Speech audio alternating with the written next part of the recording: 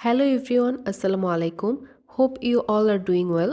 আজকে আমি আপনাদের সাথে শেয়ার করব একটি স্পিনাচ ফারফালের রেসিপি। এটা দেখতে অনেক ইউনিক হয়েছিল এবং ট্রাস্ট মি, এটা খেতে অনেক বেশি মজার ছিল। So without any further delay let's get into the video. ফার্স্টে আমি কিছু পালং শাককে ভালোভাবে ধুয়ে সেগুলোকে বয়েল করে নিয়েছি। এরপর এগুলোকে ব্লেন্ড করে একটা স্মুথ পেস্টে আমি এটাকে রেডি করে নিয়েছি। এরপর আমি এখানে 1 কাপ ময়দা নিয়েছি, সেই সাথে স্বাদমতো লবণ, একটা ডিম এবং সেই পালং শাকের যে পেস্ট সেটা আমি দিয়েছি এবং সামান্য তেল দিয়েছিলাম।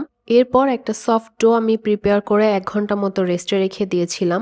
1 ঘন্টা পর এই ডোটা আরও বেশি সফট হয়ে গেছিলো। এটা আমি আরও কিছুক্ষণ নিট করে কিছু ফ্লাওয়ার ডাস্ট করে এটা আমি বেলে নিয়েছি। এরপর আমি ফারফলের শেপ দিয়ে এটাকে ভালোভাবে মেক করে এখানে আমি সামান্য কিছুক্ষণ রোদে দিয়ে রেখেছিলাম, মেবি 30 মিনিটের জন্য।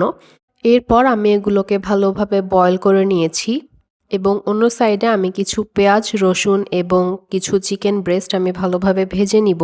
পেঁয়াজগুলো যখন ভালোভাবে ভাজা হয়ে যাবে তখন আমি সেই ফারফালেগুলো এখানে অ্যাড করে দিয়েছি। এরপর এখানে আমি অ্যাড করেছি চিলি সস। এই চিলি সসটা আমি বাসায় তৈরি করেছি। এটা অনেক বেশি ঝাল, তাই এখানে আমি সামান্য পরিমাণে অ্যাড করেছি। এরপর সবকিছু ভালোভাবে মিক্স করে নিয়ে আরও কিছুক্ষণ রান্না করার পর তৈরি হয়ে যাবে আমাদের এই মজাদার পালং শাকের ফারফলের রেসিপিটা।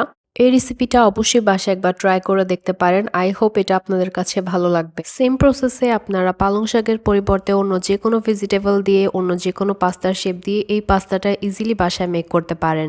এই পাস্তাটা যেমন একদিক দিয়ে হেলদি হবে, তেমনই এটা বাসার সবার অনেক পছন্দ হবে।